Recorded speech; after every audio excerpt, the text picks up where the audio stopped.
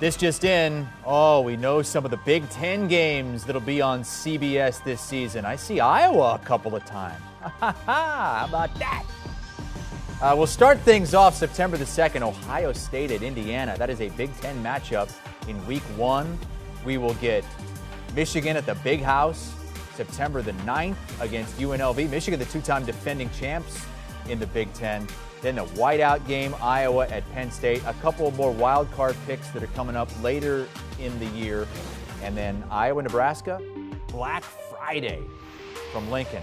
Let's break down some of these games with Brady Quinn. And let's start right off the bat with that Big Ten matchup. Ohio State might have the best player in college football in Marvin Harrison Jr., but they're replacing one of the best quarterbacks in football as well. That's right, and C.J. Stroud. That's going to be one of the biggest questions, I think, heading into the season is, can Kyle McCord lift up this Ohio State Buckeyes team and do something they haven't been able to do in a couple of years, and that's beat Michigan, that team up north as they talk about. So it all gets started off on the road in Bloomington. That can be kind of a sleepy place, too, sometimes.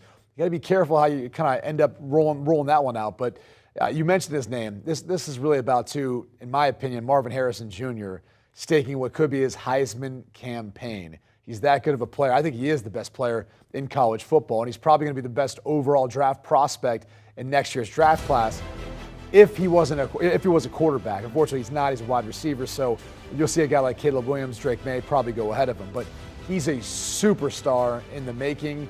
And I can't wait to watch him. I think we're all lucky that he's got another year of eligibility left before he goes to the NFL. But it's the Buckeyes with Ryan Day answering questions to a lot of Buckeyes fans about if they can get over that hump and knock off Michigan, who's now been atop of the Big Ten. Is he on the hot seat?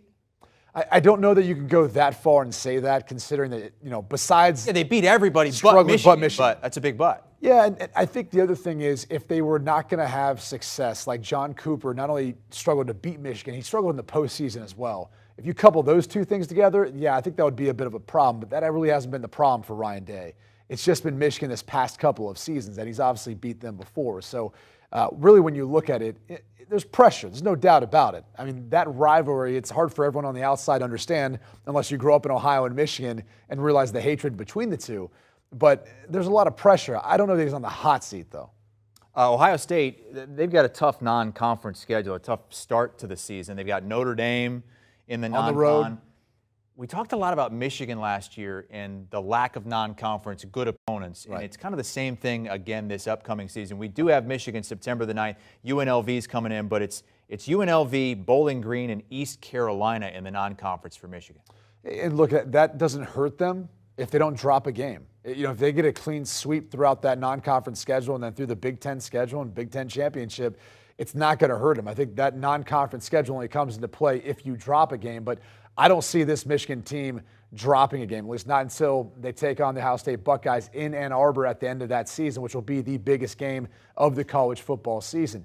That being said, though, J.J. McCarthy's a dark horse for the Heisman. I think he'll continue to grow at that position. But you've got Blake Corum coming back, Donovan Edwards coming back. I mean, this was the leading rushing team in the Big Ten last year. They dominated physically. The offensive line won the Joe Moore Award again. So this is a program now that you got to say Jim Harbaugh's got him exactly where he'd hoped to build this thing up. May have taken a little while to get here, but he's got it now. They're atop of the Big Ten. They are the team to beat, no doubt about it. Really? Again? Yes. You would go with Michigan over Ohio State because?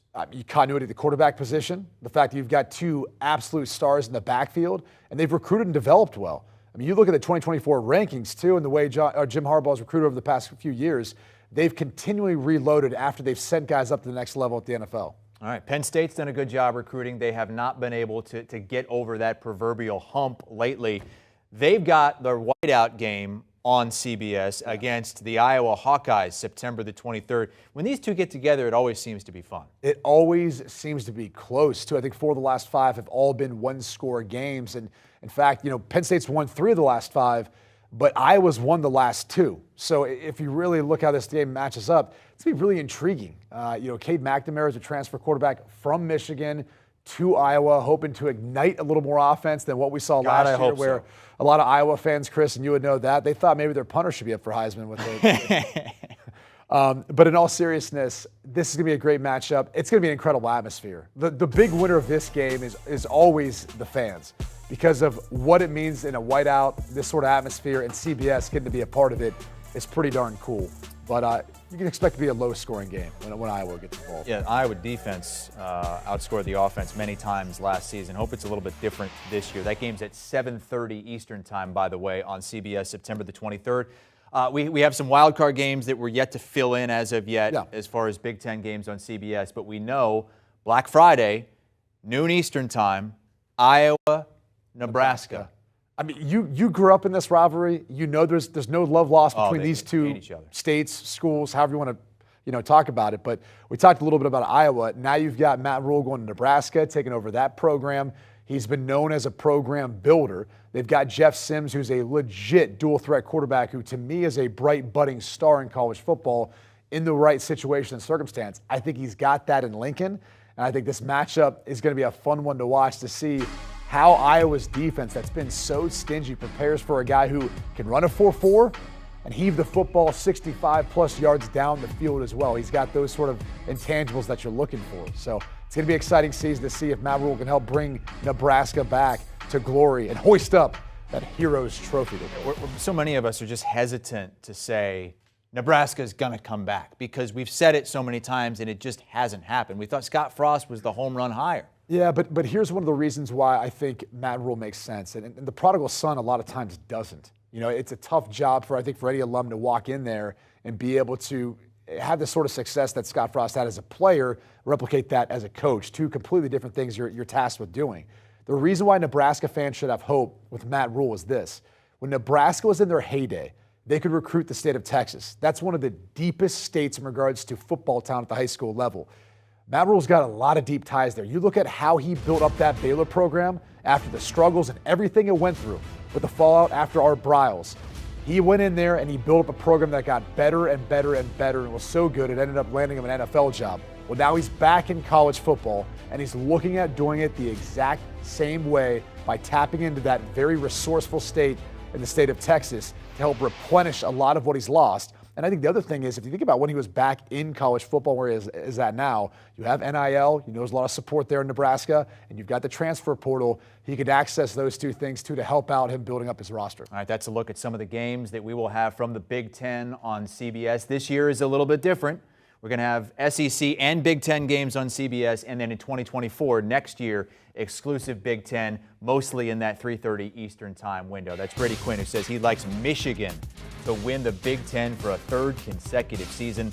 All kinds of college football talk on the Cover 3 podcast. The latest episode, Big Ten related. It's Bud Elliott talking with Mr. Biddle from Bucknuts on the Ohio State Buckeyes.